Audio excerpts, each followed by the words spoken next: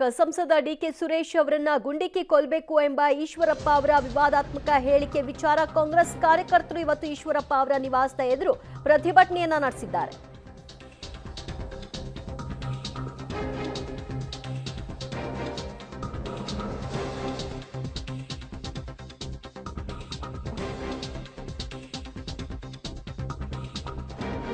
ಸಂಸದ ಡಿಕೆ ಸುರೇಶ್ ಅವರನ್ನ ಗುಂಡಿಕ್ಕಿ ಕೊಲ್ಲಬೇಕು ಎಂಬ ಈಶ್ವರಪ್ಪ ಹೇಳಿಕೆ ವಿಚಾರಕ್ಕೆ ಸಂಬಂಧಪಟ್ಟ ಹಾಗೆ ಇವತ್ತು ಕಾಂಗ್ರೆಸ್ ಕಾರ್ಯಕರ್ತರು ಬೆಂಗಳೂರಿನಲ್ಲಿ ಈಶ್ವರಪ್ಪ ಅವರ ನಿವಾಸಕ್ಕೆ ಮುತ್ತಿಗೆ ಹಾಕಲಿಕ್ಕೆ ಯತ್ನವನ್ನ ನಡೆಸಿದ್ರು.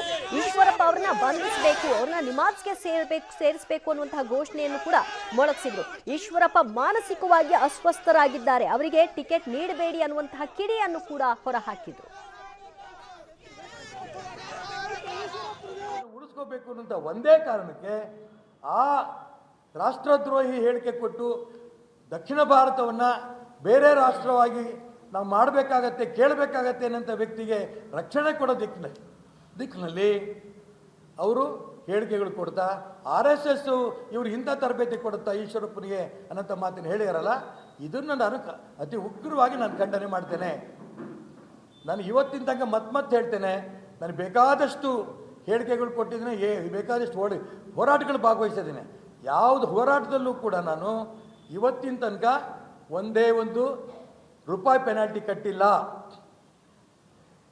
ಸಿದ್ದರಾಮಯ್ಯ 10,000 ರೂಪಾಯಿ ಹೇಳಿರೋ ಪ್ರಕಾರ, ಅಥವಾ DK ಶಿವಕುಮಾರ್ ಜೈಲಿಗೆ ಬಂದಂಗೆ ಒಂದಿನ ಕೂಡ ನಾನು ಜೈಲಿಗೆ ಹೋಗಿಲ್ಲ. ಎಲ್ಲ ಕೇಸಲ್ಲೂ ಕೂಡ ನನಗೆ ಕ್ಲೀನ್ ಚಿಟ್ ಸಿಕ್ಕಿದೆ. ಇನ್ನು ಮುಖ್ಯಮಂತ್ರಿಗಳು ಇನ್ನೊಂದು ಮಾತು ಹೇಳಿದ್ದಾರೆ. ಯಾಕೆಂತಂದ್ರೆ